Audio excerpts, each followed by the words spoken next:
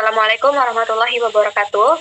Perkenalkan, nama saya Putri Wahyuni dengan NIM C1D1230022 dari Program Studi Bisnis Digital Fakultas Ekonomi dan Bisnis Universitas Jambi. Pada kesempatan ini, saya akan mempresentasikan tugas mata kuliah Cyber Security Management dengan dosen pengampu Bapak Bambang Purnomo, SEMM. Di sini saya akan menjelaskan 5 kebocoran perlindungan data pribadi di Indonesia dan luar negeri. Topik ini sangat relevan dengan kondisi saat ini di mana keamanan data pribadi menjadi hal yang sangat krusial. Mari kita mulai dari kasus yang pertama. Kasus yang pertama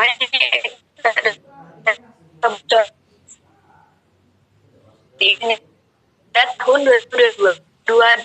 Pada tahun 2022, terjadi gangguan kebocoran data registrasi SIM card yang sangat besar, mencapai sekitar 1,3 miliar entry data.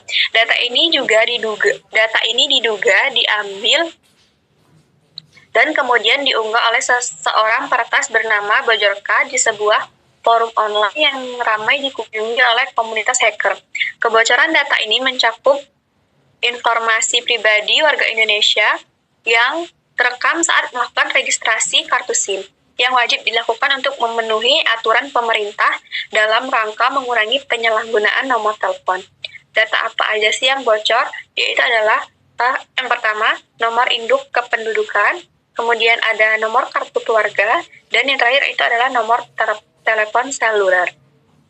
Dampak kebocorannya yaitu ada resiko penyalahgunaan identitas, kemudian ada ancaman penipuan dan rekayasa sosial, kemudian ada kerusakan kepercayaan publik, dan yang terakhir itu adalah potensi pencurian identitas jangka panjang.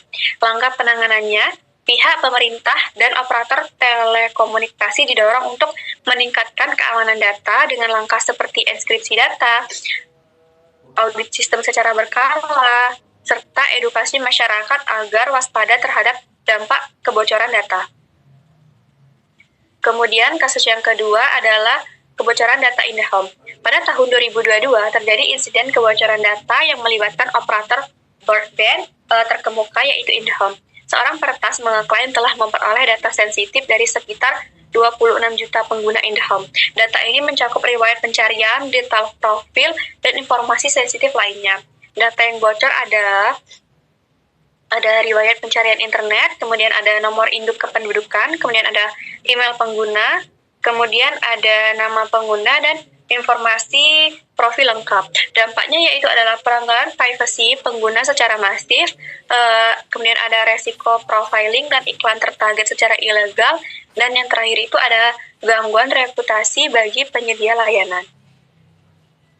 Langkah penanganannya yang pertama adalah perusahaan harus meningkatkan keamanan data dengan enkripsi yang lebih baik dan audit internal reguler.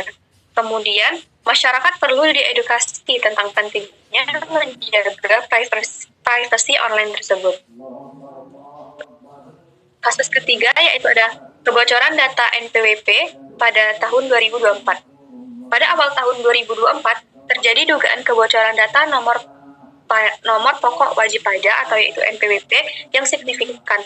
Sekitar 6 juta data diduga bocor dan diperjualbelikan di dark web, termasuk data pejabat tinggi seperti Presiden Jokowi dan Sri Mulyani. Data yang bocor yaitu ada NPWP, kemudian nomor induk kependudukan, nama lengkap, alamat, nomor telepon, dan email. Dampaknya yaitu ada resiko pencurian identitas dan penyalahgunaan pajak. Kemudian ada potensi peretasan akun layanan finansial yang bisa berhubung ke bank. Kemudian yang terakhir itu ketidakpercayaan publik terhadap keamanan data pemerintah. Langkah penanganannya, pemerintah dan badan pajak perlu meningkatkan sekuritas data dengan teknologi yang lebih mutakhir dan menerapkan regulasi yang lebih ketat.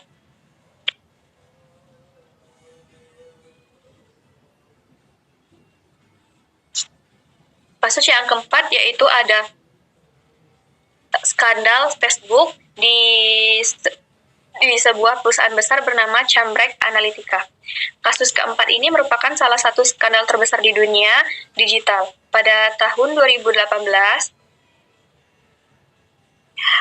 perusahaan bisa mendapatkan akses data 87 juta pengguna Facebook. Dikasih data tersebut digunakan untuk kepentingan kampanye politik. Salah satunya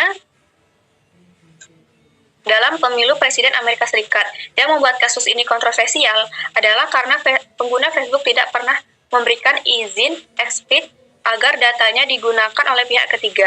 Data yang bocor meliputi nama pengguna, kemudian lokasi geografis, kemudian ada aktivitas online, dan yang terakhir itu adalah like dan preferensi politik.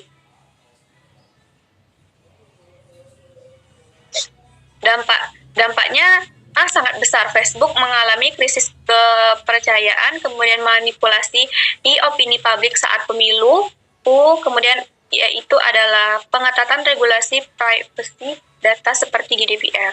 Langkah penanganannya, Facebook dan platform lainnya diminta untuk meningkatkan transparansi dalam penggunaan data serta menerapkan kontrol